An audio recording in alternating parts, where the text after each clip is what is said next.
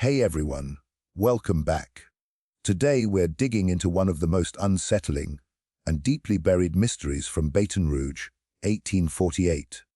It's a story so strange and disturbing that local families refused to speak of it for generations, a case that mixed fear, superstition, and events no one could ever fully explain. What happened on that plantation left a mark on the entire region, and even today the truth hides between faded records and forgotten testimonies. Before we begin, tell me, where are you watching from? And make sure to subscribe, because every story here comes from long hours of searching through rare archives, old documents, and difficult to find historical data to bring the real events back to light.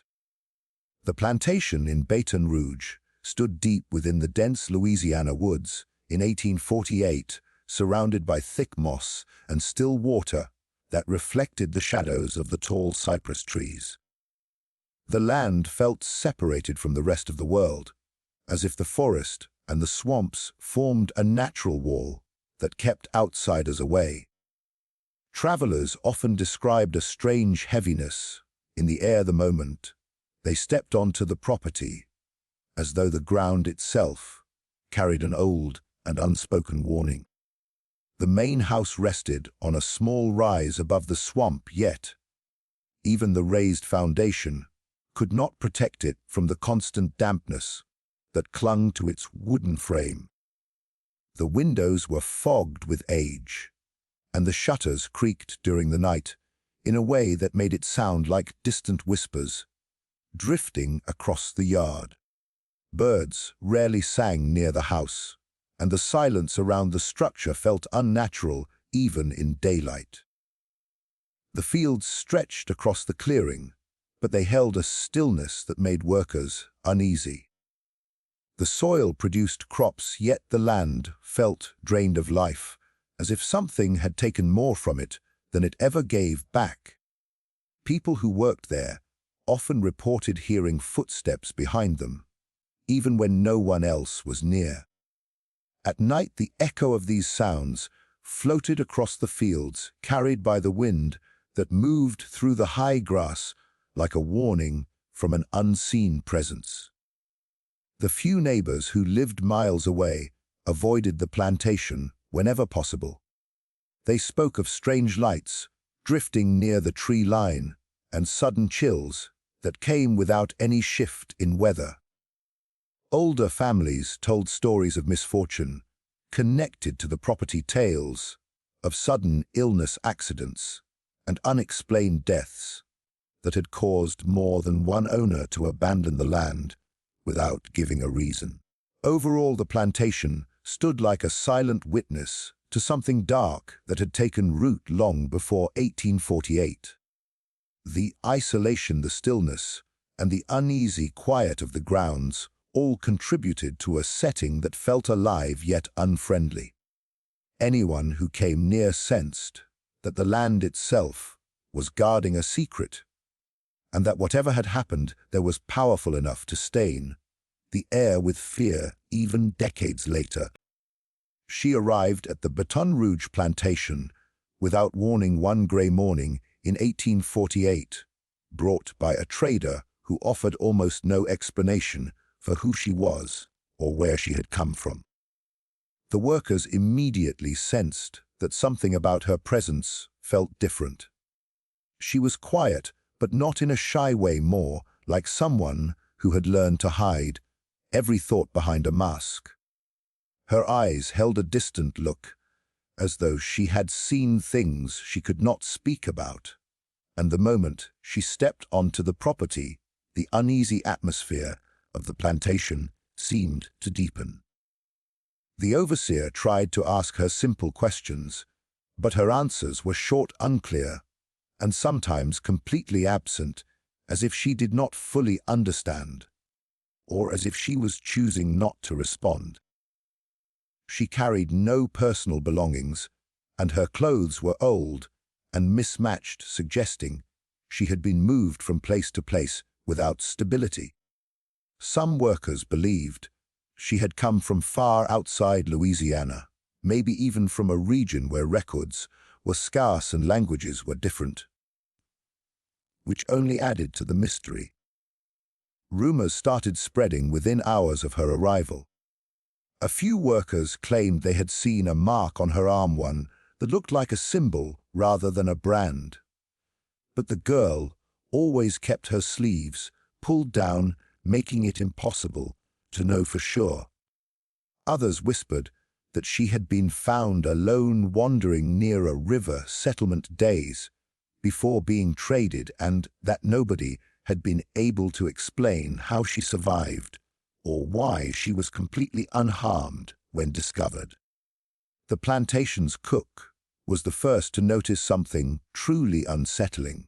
She said the girl never seemed surprised by anything, not loud noises, not sudden movement, not the chaotic rhythms of plantation life.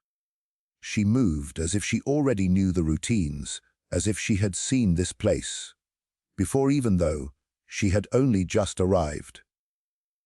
Her silence did not feel like fear, but something deeper, something deliberate, as if she was listening for something no one else could hear. By the end of her first week, the entire property felt changed by her presence. Workers avoided her path, stepping aside without realizing why, and overseers kept their distance, unable to shake the strange feeling that followed her like a shadow. The girl had not caused any trouble, yet a quiet tension surrounded her every step. It became clear that she carried a past that was hidden from everyone, one that would soon unravel into the disturbing mystery the plantation could never forget. From the moment the girl stepped onto the plantation, workers began noticing behaviors that none of them could explain. She walked with a calm grace that felt out of place for someone who had endured the brutal realities of enslavement. She never flinched at raised voices, never reacted to the crack of a whip, and never showed exhaustion even after long hours of labor. Her movements were slow, deliberate, almost ritualistic, as if she followed a pattern no one else could see. The older workers whispered that she carried an aura that made the hair on their arms rise each time she passed. One of the first strange moments occurred when she stood alone near the well at dawn, her body perfectly still for several minutes, as though she was listening to something beneath the earth. Workers approaching her said she did not turn until they were only inches away, and even then, she did so without surprise or fear, just a quiet acknowledgement, as though she had known they were there the entire time. This lack of normal reaction unsettled everyone because it felt less like calmness and more like she existed slightly apart from the world around her. Her nights were even more troubling. While everyone rested, after long days she stayed awake, walking slowly along the yard, tracing her fingers over the walls, the fences, the ground, as if memorizing every inch of the property. Workers who woke early reported seeing her standing near the tree line before sunrise, staring into the woods, where the darkness was thickest. She never spoke during these moments, and when asked what she was doing, she simply walked away, as if the question itself meant nothing. Animals reacted to her in ways that added to the growing fear. Horses refused to go near her, pulling back, even when guided by experienced handlers. Dogs barked whenever she entered the yard, then suddenly fell silent as though intimidated by something unseen. Chickens scattered at her footsteps, and the mules that normally worked without complaint grew restless whenever she approached. The workers tried to rationalize these reactions, but deep down they sensed something unnatural in the way every creature seemed to recognize her before she spoke a single word. As days turned into weeks, her presence created a constant sense of unease throughout the plantation. People avoided walking behind her because they swore her shadow moved slightly out of sync with her steps. She rarely ate in front of others, and no one had ever seen her sleep. The overseers wanted to confront her, but something about her expression stopped them, each time as though they feared what might happen if they pressed too hard. Every strange behavior built upon the last, forming a pattern of mystery that no one could explain, and that everyone felt in their bones, even if they refused to say it aloud. The nighttime events began quietly, at first small things that workers tried to ignore, but could never fully explain. It started with faint knocks echoing through the quarters long after everyone had settled in for the night. The knocks were slow, evenly spaced, and always came in sets of 3. Workers who followed the sound found nothing but empty hallways and cold air that felt too still for a warm Louisiana night. People tried to blame the wind or the old wooden boards, but deep down they knew the plantation had never sounded like this before the girl arrived. Soon the whispers began drifting through the dark. They were soft and distant, like voices coming from behind the walls or under the floorboards, speaking in a language no one recognized. The whispers grew louder whenever the girl walked near them, yet she never reacted, never turned her head, never acknowledged that she heard anything unusual. Some workers swore they heard their own names spoken in those whispers, spoken by a voice that sounded almost human, but not quite. No one stayed alone at night after that. Then came the lights. Small flickers like lantern flames appeared in the fields, though no one carried lamps at those hours. The lights moved slowly, weaving between the rows of crops before vanishing the moment anyone tried to approach. One night a worker claimed he saw the lights hovering near the girl's window, then disappearing the instant she stepped outside. When he told the others, they refused to listen, because none of them wanted to imagine what the lights were following or why. The nights grew colder, even though it was midsummer. A sharp chill settled over the plantation whenever darkness came, and the coldest spot was always near the girls' sleeping area. Workers complained that they woke with frost on their blankets or saw their breath in the air, even though the weather outside remained warm. The overseers dismissed these reports, but they themselves avoided the quarters after sunset, choosing not to admit their own fear. Something in the night felt alive, watching, waiting, and growing bolder with each passing day.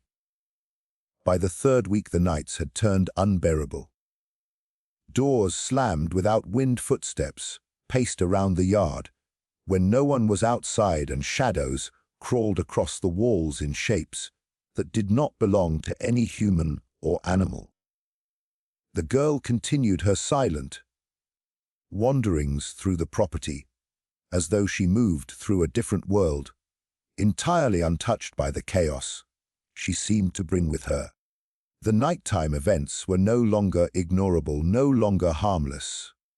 They were warnings, and everyone on the plantation knew it, even if none of them dared to ask what was coming next. The disappearance of the worker happened on a night when the air felt heavier than usual, and even the crickets had gone silent. He was a well-known field hand, a man who never wandered from routine and never missed roll call. That evening he finished his work, ate his supper, and told the others he planned to fetch water from the well before turning in.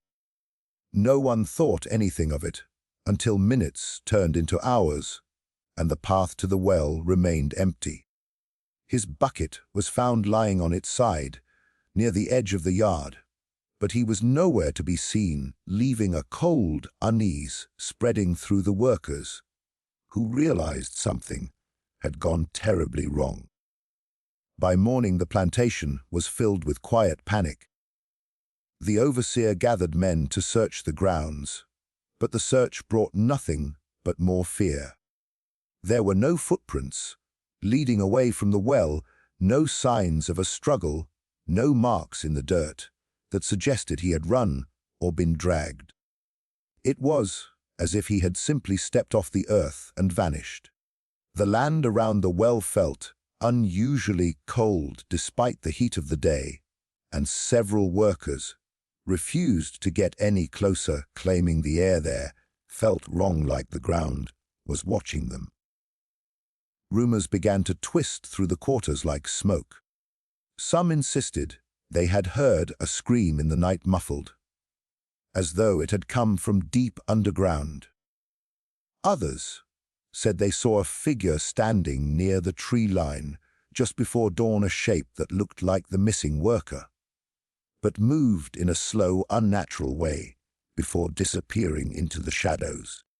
No one was brave enough to investigate, and even those who claimed to see it refused to repeat their stories in daylight for fear that speaking the truth out loud might invite something worse.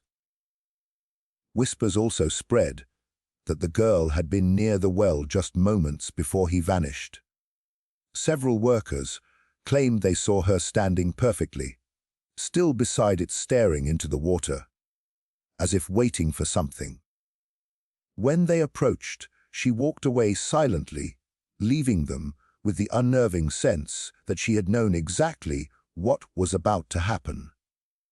The overseer wanted to question her directly, but every time he tried, the words dissolved on his tongue, replaced by a fear he could not explain.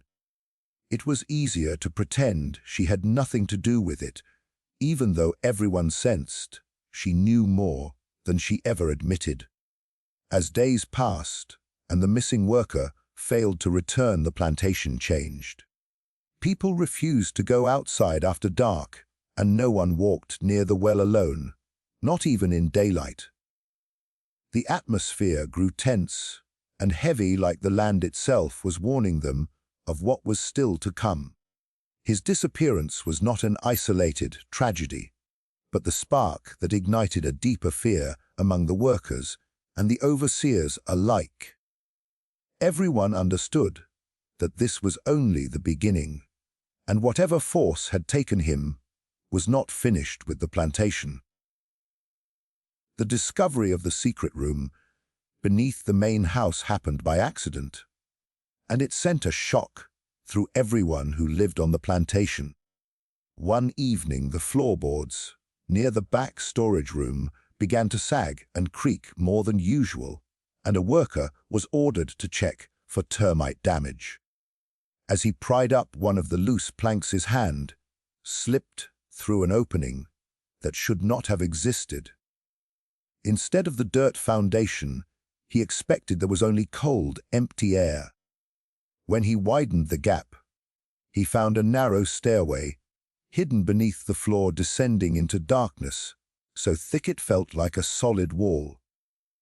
No one had ever mentioned any cellar, and the discovery left the worker trembling, as he realized the house had been built over something no one was meant to find. When the overseer arrived, he demanded lanterns and forced a few men to go down first, though none of them wanted to. The air that rose from below was freezing despite the warm summer night above, and it carried a stale smell like damp stone mixed with something metallic. The staircase was narrow, forcing everyone to walk single file, and the deeper they descended, the more the lantern flames flickered, as if reacting to an unseen draft. The space at the bottom was small, barely large enough for 5 people, yet the walls were covered in scratches, marks, and symbols, carved by someone with desperate hands. There was no furniture, no tools, no crates, just 4 stone walls that seemed to breathe with silence. As the men inspected the room, they realized the scratches were not random. Some marks looked like tally lines drawn in frantic clusters, while others formed circular patterns, none of which anyone recognized. A few of the marks were impossibly deep, as if carved by a tool far sharper than anything on the plantation. One worker swore he heard a faint tapping from behind the wall, as though something on the other side was knocking back. When he told the overseer, the man dismissed it instantly, yet his voice trembled the entire time, and he ordered everyone out as quickly as possible. They climbed the stairs faster than they had descended, unable to shake the feeling that they were not alone down there. Word of the hidden room spread quickly, and fear took hold of the workers. Some said the room had been built long before the plantation existed, possibly by the original settlers who vanished without leaving records. Others believed it was a place used to punish or hide people whose fates had been erased from history. The girl's reaction only deepened the fear. When she heard about the discovery, she did not ask questions or show surprise. Instead, she walked past the group quietly and stood for several minutes above the spot where the stairs began, her face expressionless, her eyes fixed on the floor, as if she already knew exactly what lay beneath. By the next day, the overseer ordered the floorboards nailed shut, claiming the room served no purpose and was too dangerous to keep open. But everyone knew his real reason. The truth was that no one wanted to go near that place again. The strange cold air, the markings, the feeling of being watched, and the girl's eerie calmness all hinted at something far more disturbing than an abandoned cellar. The secret room had not been discovered by mistake, it had been uncovered by timing, and whatever it represented was tied to the growing mystery that hovered over the plantation like a shadow no one could escape. The neighboring families began to sense that something was very wrong at the Baton Rouge plantation long before anyone there admitted it. These families lived miles apart, connected only by dirt paths and river routes, yet they shared news quickly, especially when it involved danger. At first they noticed unusual smoke rising at odd hours or lights flickering across the fields long after dark. Then came the strange sounds carried by the wind, low hums and distant echoes that did not resemble animals or human voices. People who passed near the property claimed the air felt heavier close to the fence line, as if the land was pushing them back, warning them not to step closer. As rumors of the missing worker spread, the unease among neighboring households grew. They had all heard whispers about the strange girl who arrived without a past, and about the unnatural stillness settling over the plantation. Older residents with a sense for danger warned their families not to travel near the area at night. Those with small children began keeping them indoors after sunset, afraid that whatever had taken the worker might not stop there. They remembered other stories from years past, tales of people disappearing in the same region, and they wondered if history was repeating itself through the girl's arrival. The families who lived nearest the woods were the first to notice that wildlife had begun avoiding the plantation entirely. Birds flew wide circles around it, refusing to land anywhere near the property. Deer that once grazed at the edge of the fields vanished. Even the insects grew unusually quiet, as though the land itself had been disturbed. For people who depended on nature's rhythms, these signs were impossible to ignore. They knew something unnatural had taken root in the soil, and they worried that the plantation's troubles might spread outward like a sickness. As the weeks passed, the families began sharing their own unsettling experiences. Some claimed they saw a figure standing near the plantation's gate late at night, unmoving, as if watching the road. Others heard faint crying drifting across the trees, though no child lived close enough for the sound to carry that far. One woman swore she saw the girl walking near the river at midnight, but by morning the plantation insisted she had never left her quarters. The conflicting accounts only deepened the fear and left people wondering whether the girl could appear in two places at once, or whether something else was imitating her shape. Eventually, the fear grew strong enough that a few families held quiet meetings to discuss what should be done. Some wanted to warn authorities, others wanted to avoid involvement altogether, fearing the consequences of attracting whatever darkness lurked on that land. No matter what they believed, they all agreed on one thing: the plantation had become a place where normal rules no longer applied, and the girl at the center seemed connected to every strange event. The reactions of the neighboring families were not just fear, but a collective instinct that something dangerous was spreading, and that the mystery surrounding the plantation was only getting darker. The involvement of local authorities began after the disappearance of the worker, and the growing reports of strange activity reached the town council. Initially, the sheriff was skeptical, dismissing the stories as superstition or the exaggerations of frightened laborers. He sent a small group of deputies to investigate the plantation during daylight hours, expecting to find nothing more than tired men spooked by the isolation and the unusual girl who had recently arrived. Even during the day, however, the deputies reported a heavy sense of unease that seemed to press down on them as soon as they crossed the property line. Every step they took was met with silence, the usual sounds of animals and birds conspicuously absent, and the air felt thick, almost alive. Upon entering the main house, the authorities found the interior strangely unchanged, yet somehow oppressive.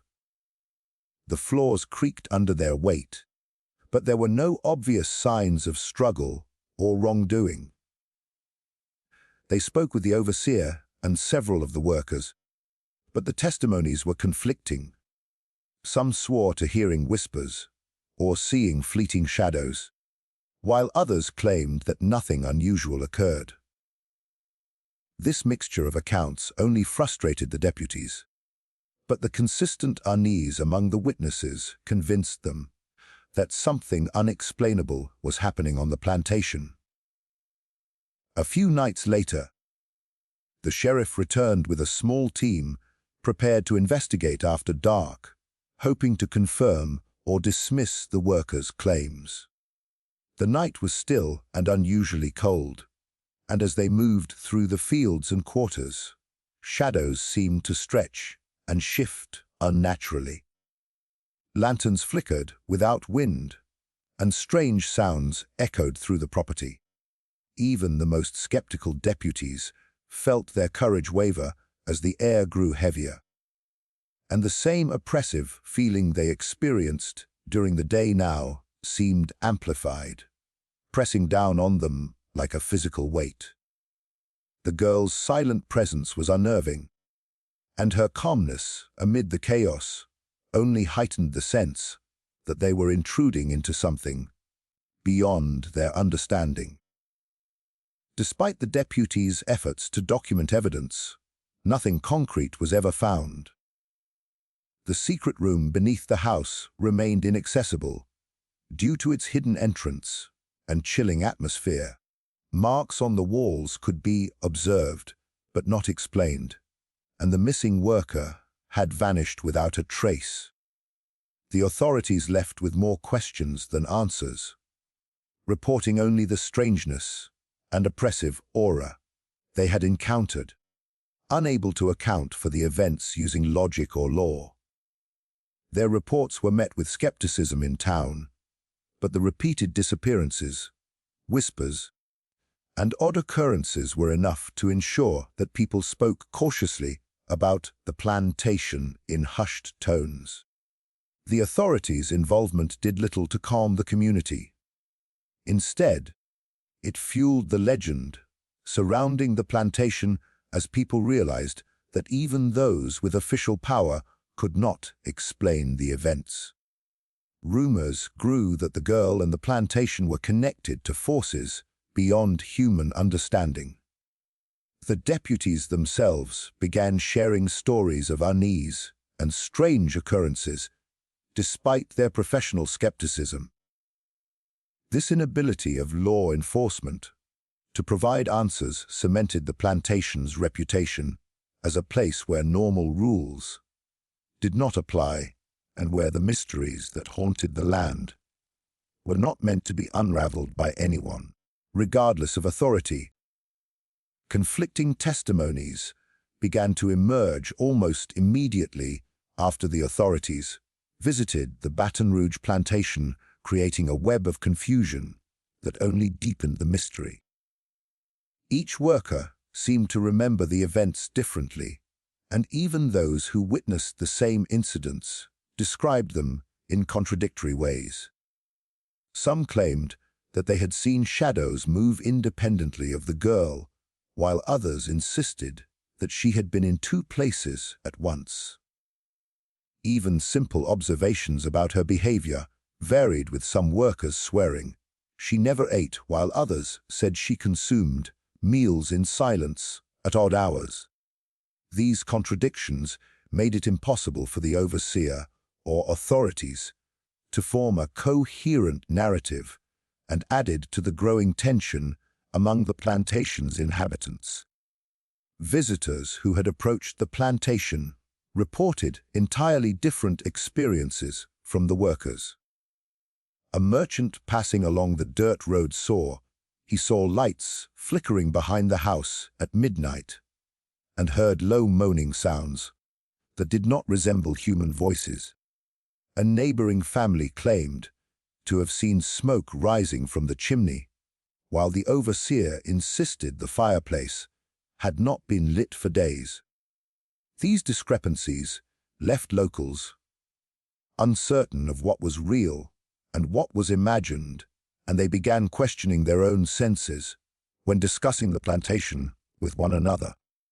The girl's presence remained constant in all accounts, but her exact actions and whereabouts became impossible to pin down. The secret room beneath the house added another layer of conflicting testimonies. Some workers claimed they had seen figures moving inside the room, though no one could explain how they entered. Others insisted they had gone down there and found nothing but empty stone walls. Marks on the walls and floors were interpreted differently depending on who observed them, some describing symbols, others calling them tally marks or scratches.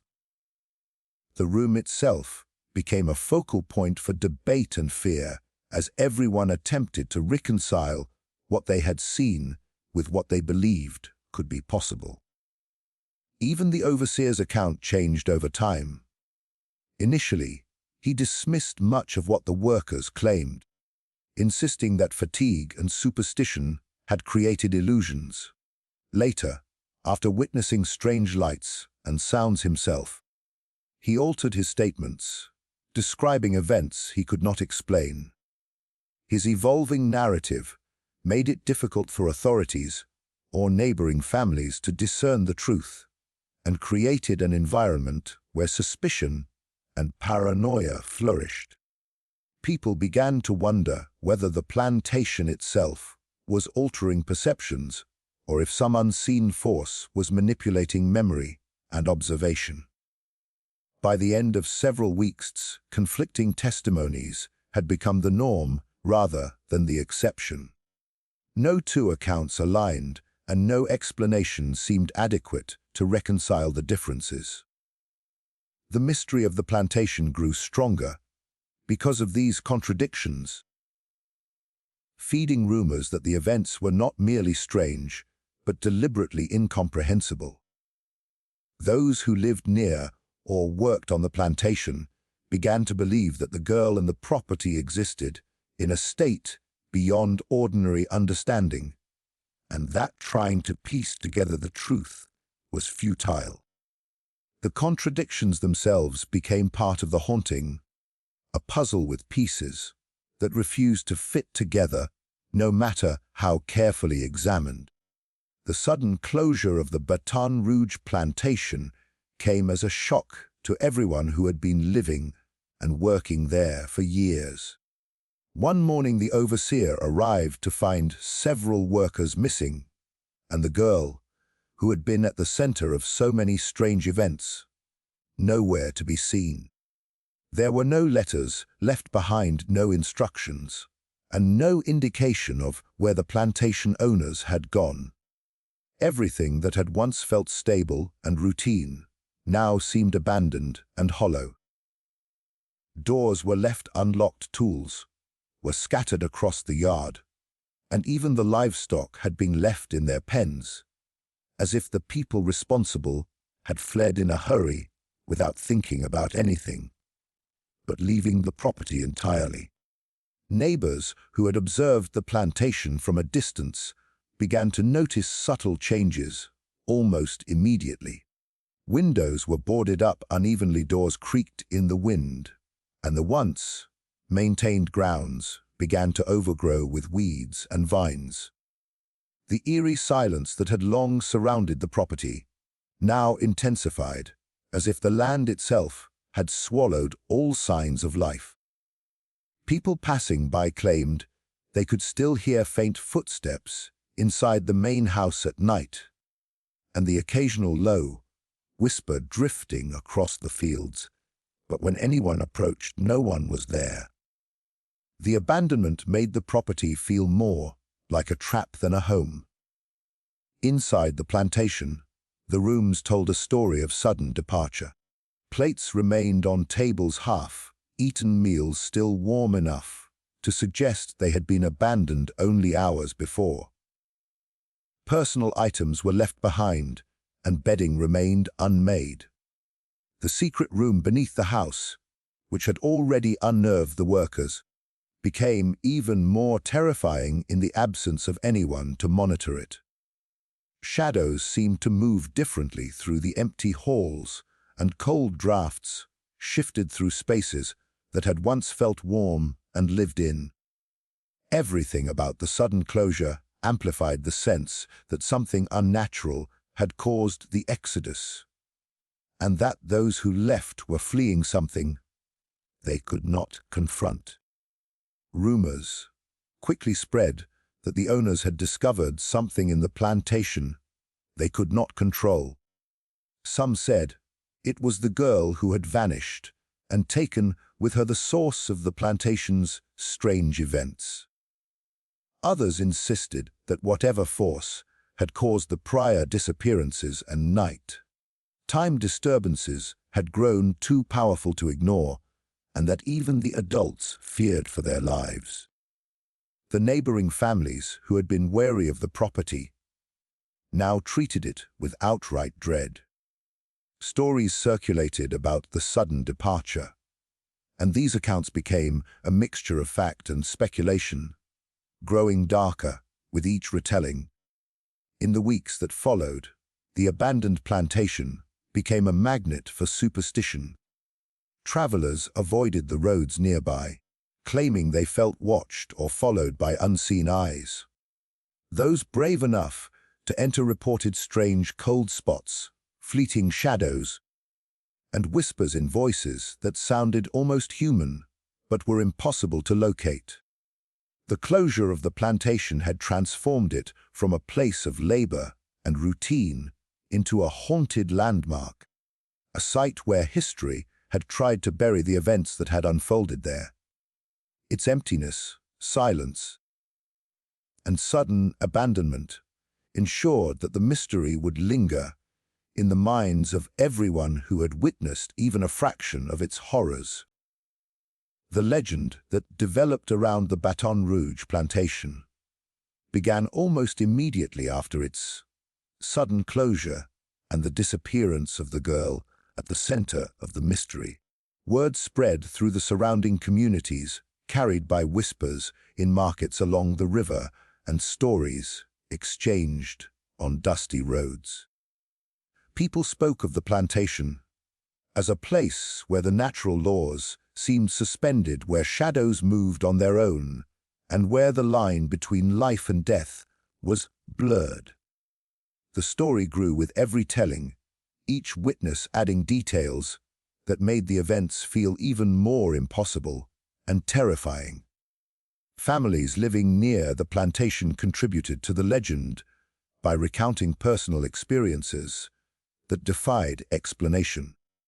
Some swore they heard voices calling their names at night when no one was around. Others claimed to see flickering lights in the windows long after the property had been abandoned. Children were frightened by shadows moving along the edges of the fields, and animals reacted violently when anyone approached the old gates. These experiences were often shared in hushed tones and became warnings to outsiders that the plantation was no ordinary place, that it held a presence or force beyond comprehension. The workers and overseers who had lived through the events added their own chapters to the legend. Their stories described the girl's strange behavior, the nighttime disturbances, and the secret room beneath the house. Even decades later, they spoke of the oppressive atmosphere, the disappearances, and the sense that the plantation itself was alive and watching. Each retelling added a layer of fear, transforming individual experiences into a collective narrative of horror that refused to fade. The more they spoke, the more the tale became something larger than life, a story that both fascinated and terrified. Over time, the legend attracted attention from people outside the immediate area. Travelers, curiosity seekers, and even local historians began asking questions about the plantation and its dark history. Many were met with warnings and superstition, but the lack of clear answers only fueled the fascination. The plantation became synonymous with unexplained events, a symbol of the unknown and the dangerous, and its story began to be repeated in different variations across towns and families. Each variation preserved the core mystery while embellishing details, ensuring that the tale would never be fully reconciled with reality. By the end of the century, the legend had solidified into something more enduring than any physical record. The plantation, the girl, the disappearances, and the secret room were no longer just events from 1848, but a haunting narrative that permeated the collective memory of the region. People avoided the land, and stories of the events were passed down from generation to generation as warnings, curiosities, and reminders of how much remained unknowable. The legend endured because the truth was incomplete and the fear it inspired had become permanent, cementing the Baton Rouge plantation as one of the most disturbing mysteries history had tried to bury.